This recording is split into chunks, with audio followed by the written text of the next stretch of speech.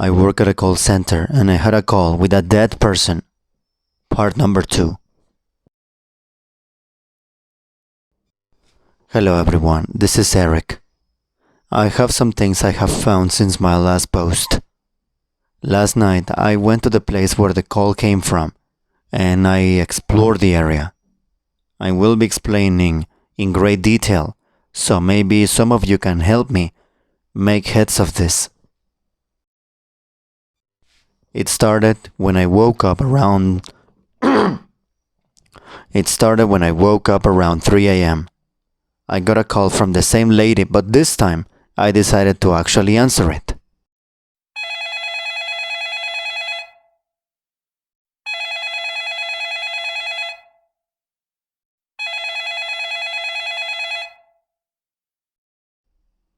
At first, it was just static and someone breathing heavily. Eons went by with this breathing and static. However, this time I didn't feel any anxiety but sadness. An overwhelming wave of despair and grief washed over me as I listened to her labored breathing.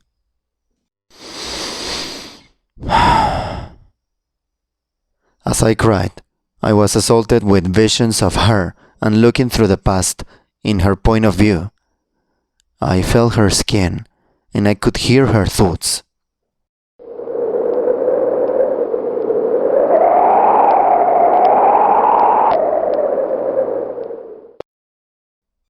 It all started when she woke up and looked around for her husband. Where is he now? Out drinking still? I'm worried about him. She thought to herself quietly. Her heart was aching and I could feel the pain of distrust from the husband being gone. She stood up and walked downstairs to look out the window to see if his car was there. When she opened the blinds, more sorrow and disappointment. I could feel the weight of her emotions and the tragedy that this simple action had left on her. The sun was bright and stung her eyes, and I felt the pain too. I saw the street where the Google car was because in front of the home was the well with a single hanging bucket, but it looked old and unused. She sighed and continued to the living room.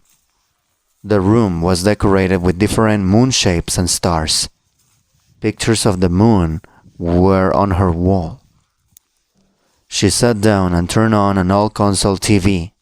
The news was playing, and the moon landing was a success last night. She was feeling excited to hear this. It was akin to a childlike wonder. Then she thought to herself, Who would have guessed we land on that rock? I could tell this meant a lot to her, and I felt happy for her. A warming moment in this cold ocean of loneliness she has been feeling. She sat there a little bit longer, listening to the TV broadcast, until her husband stumbled through the front door, drunk and agitated. What are you doing there, sitting on my couch, you worthless woman? Get on the kitchen and make breakfast. He hiccuped and slurred his speech, but she understood him. A part of her was happy that he was safe, but the other half was scared he was safe too. Honey, don't you think you need to... Before she could finish, he backhanded her hard and knocked her to the floor. The resentment of the man she once loved and cared for diminished further as she cried on the floor, holding her face in pain. I didn't say for you to talk back or to think, woman. He said with a fit of ferocious anger. The malice in his voice shook me to the core, and I felt her fear and pain as she stood up silently and went into the kitchen. She grabbed a pan from the cabinet and turned on the stove. She then grabbed the butter tray from the fridge and she placed half a stick in the pan. She pressed the lid to the tray to her face. The cold porcelain lid was cooling and a little calming and helped soothe her body and slowed her racing mind. She grabbed some eggs and started to cook them. He would want them over easy. She thought, staring into the pan, thinking of her past.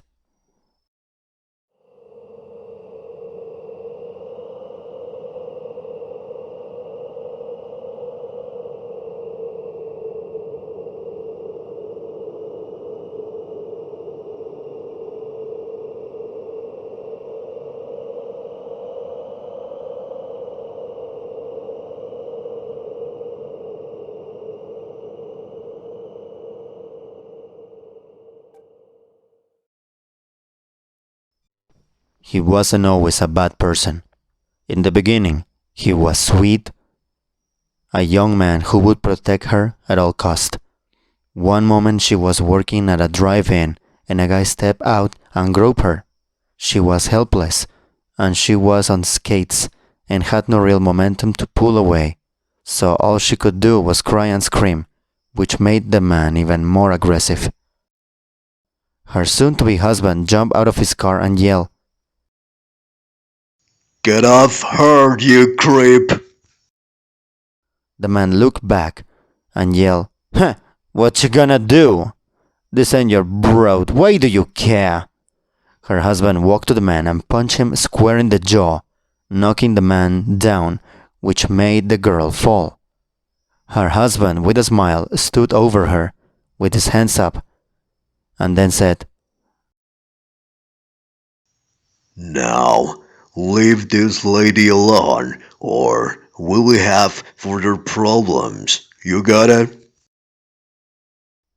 The coward creep stood up and ran to his car to quickly speed off. He didn't even pay. She sat on the ground trying to fix her blouse.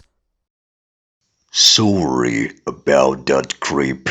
What's your name, Mom? He said as he reached his hand out, and she grabbed it. He lifted her with surprising strength for his build and gave her a handkerchief. My name is Mary. What's yours? My knight is shining amour. He laughed. I'm hardly a knight, but my name is Terry. The flashback ended as she was brought back to the moment that she was in now. Terry was fast asleep and snoring loudly on the couch.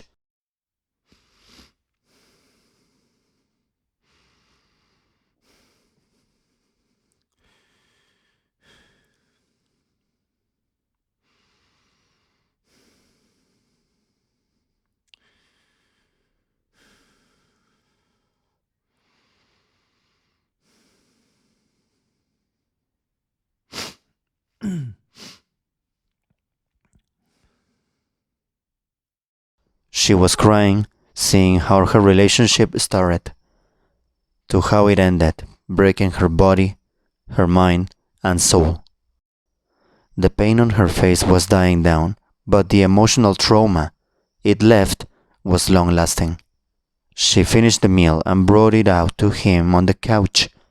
She went to wake him up and noticed a phone number written on his palms and a hickey on his neck. He smelled of perfume that she never owned. Her sadness and anger were overwhelming and her mind was racing. She somehow shook it off as nothing she didn't expect and woke him up with a smile. Hun, here is your ex. She said timidly. Just leave it there and leave me alone. He snarled at her, but then went back right to sleep. She spent the rest of the day cleaning around him and not saying anything to him. His face was a constant state of annoyance, and it seemed off. Later that night, he left, and she slept on the couch since her bed doesn't even seem welcoming anymore. She woke up to a loud noise in the middle of the night.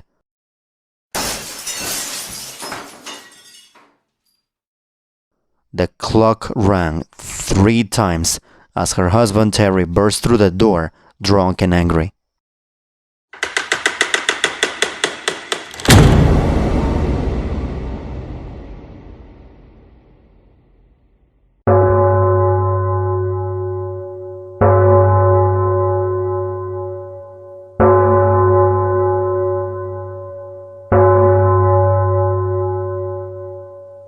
He jumped at her, pinning her down as another woman came in and duct taped her mouth.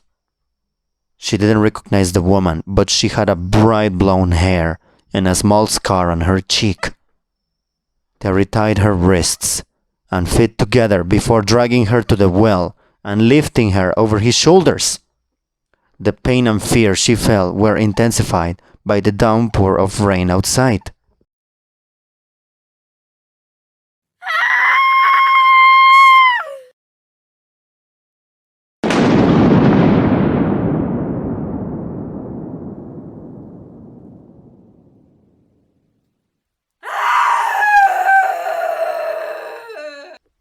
Without saying a word, he tossed her into the well, and on the way down she hit her head, knocking her out. She woke to a heavy slushing and something heavy and wet landing on her lap. It was concrete. She looked up in abject horror as concrete poured all over her in waist-deep water. She was freezing cold and crying, but she couldn't scream. She could only reach for the sky, begging for help. She tried to stand, but she was already covered up to her chest in heavy cement, and she had no energy. I could feel every bit of anguish, fear, and anger that she felt as her husband Terry betrayed her and is now sealing her alive in this tomb. As the cement piled on, her breathing became more labored, and she started to lose consciousness again. In one final effort, she shoved her arms over her head and stuck them to the wall. She died from asphyxiation. The pain of drowning or asphyxiation was so great, it felt like her lungs and body were on fire, while her muscles spasmed and her brain started shutting off body parts to preserve oxygen.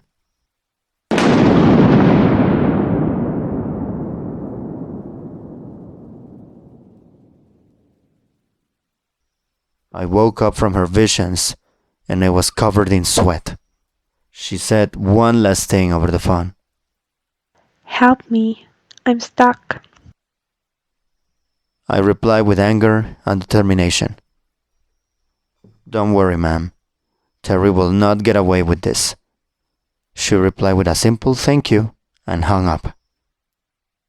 Thank you. Thank you so much. I stood up and I typed the address in my computer and saw that it was only about 30 minutes away, and I started to look up where Terry may live.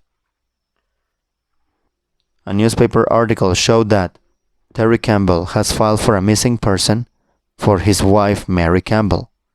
He was in the bar at the time of her disappearance. If you know anything, please let the authorities know. A small black and white image of Mary was next to the article. That's her. It has to be her, I said to myself. I got in my car and I went to the side of the old home and I looked around the area.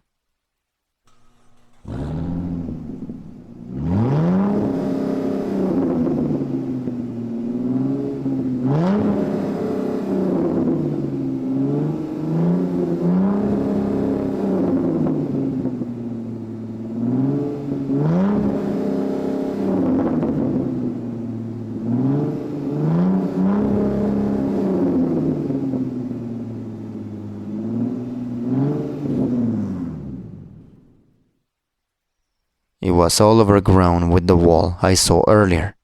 It was already knocked down, but the well was still there.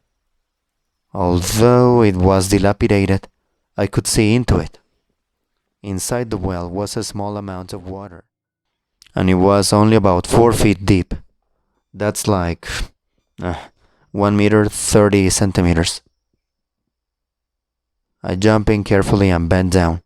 The skeleton fingers of Mary lay just above the cement, and her gold ring was still on the finger.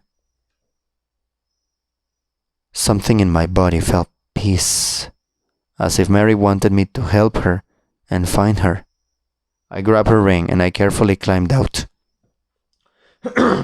I grabbed her ring and I carefully climbed out.